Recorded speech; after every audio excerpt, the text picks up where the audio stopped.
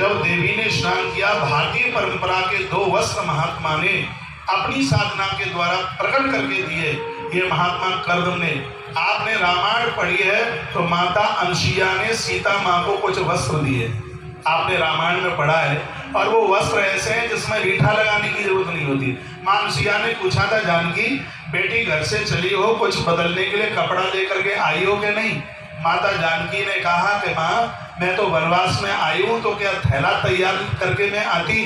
माँ अनुसुईया ने कहा, बेटी पुरुष एक वस्त्र में काम चला लेता है, लेकिन नारी के लिए वस्त्र बदलने की आवश्यकता होती है। तो चल मैं तुझे ऐसे परिधान दिए देती हूँ जिसमें कभी रीठा नहीं लगाने की जरूरत होगी, जिसमें कभी साबुन लगाने की जरूरत नहीं पड़ेगी।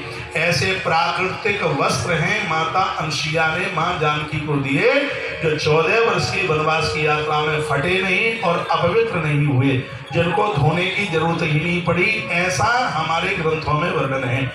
उसी प्रकार से यहाँ पर जो वर्णन किया गया है, स्नानेन ताम महाडवे स्नापयता मनुष्य नाम, नारी को चाहिए कि स्नान के बाद में पहना हुआ वस्त्र बिल्कुल भी न पहने, क्योंकि पहने हुए वस्त्र को पहन करके बताया जाता है वो कफन से भी ज्यादा अपवित्र है।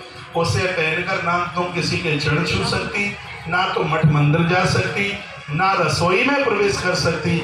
ऐसा नहीं है कि कपड़ा पहना हुआ उतार के रख दिया और फिर उसी को पहन करके और फिर काम धाम में लग गए।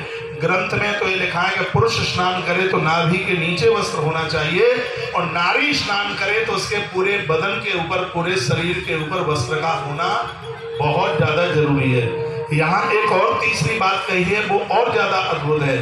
ताकि गर्भाकालीन के समय में नारी की देह के ऊपर जैसा वस्त्र होगा, उसका असर होने वाली संतान के ऊपर पड़ जाएगा।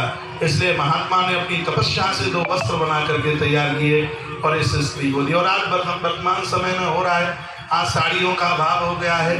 आजकल बेटियां जीन्स की पैंट पहनकर बच्चों को जन्म दे रही हैं, तो वैसे उल्लू छाप पैदा हो रहे हैं। और क्या हो रहा है, स्थितियां इतनी गंभीर हैं। अब मैं कोई उपदेशक बन करके तो कथा सुना नहीं रहा हूँ, मैं तो बस सिर्फ एक निवेदन कर रहा हूँ। भागवत की बात मान लीजिए, अच्छा लगे ताली बजाओ, नहीं अपने घर रखो ताली। इसमें लिखा गया है कि संतान को जन्म देने से पूर्व नारी की देह के ऊपर जैसा वस्त्र होगा, उसका असर होने वाली औलाद के ऊपर अवश्य नहीं होगा। इसलिए महात्मा ने अपनी तपस्या, पंचमें बता बात समझ में आ रही है? कथा के सिद्धांत भाव को जरूर पकड़ करके जाइएगा।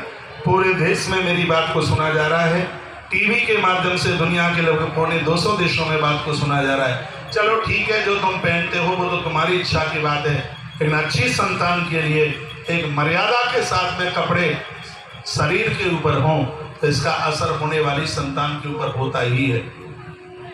विवेकानंद जी महाराज जी जब शिकागो की यात्रा में थे, विदेशी लोगों ने कहा कि कैसा आदमी है जो इस उम्र में भगवा पहने हुए, ऐसा कपड़ा पहने हुए। स्वामी जी ने कहा, मैं उस भारत माता का लाल हूँ जहाँ के चरित्र का पता वस्त्र से पता लग जाता है कि ये स्त्री पुरुष अपने आप में कैसे हो सकते हैं। हमारे चरित्र का पता हमारे कपड़ों से पता लग जाता है। आज महात्मा कर्दम ने 2 वस्त्र दे दे, स्नानेन ताम महारेण स्नापयता मनुष्यन दुकूले निर्मले नुत्ते दुहिरत्ते शमानदः। देवी ने अति प्रसन्न होकर उन वस्त्रों को लिया, वस्त्र पहने, और उसके तत्पश्चात वर्णन किया है महात्मा कर्दम ने अपने 9 रूप बनाए। 9 रूप बना करके अपनी पत्नी को स्वीकार किया, तो 9 कन्याओं का जन्म हो गया। तस्याम नवदा वीर मातधे देवतृष्टा सयामा सदा पत्संगेन गतकालम ना बुद्धते। वर्णन है कि 9 रूप महात्मा ने बनाए, 9 रूप बना करके अपनी स्त्री को स्पर्श किया, तो विवज्जन वदात्मानम मानवीं सुरतो सुकाम। वर्णन किया है कि 9 बेटियां तत्काल जन्म ले ली, 9 बेटियां उन्हें जन्म ले ली। ग्रंथ की भाषा में देखा जाए तो 9 बेटी नवदा भक्ति, श्रवणम कीर्तनम विष्णु स्मरणम पाद सेवनम अर्चनम बंदनम दास्य सख्य आत्मनिवेदनम। 9 भक्ति है। सबसे पहली है जिसमें आप बैठे, श्रवण। ज्ञान वैराग्य भक्ति उनके हृदय में आके बैठ जाते हैं जो भगवान की कथा सुनते हैं। बात को समझने के लिए थोड़ा इधर उधर से भी सुन लीजिए।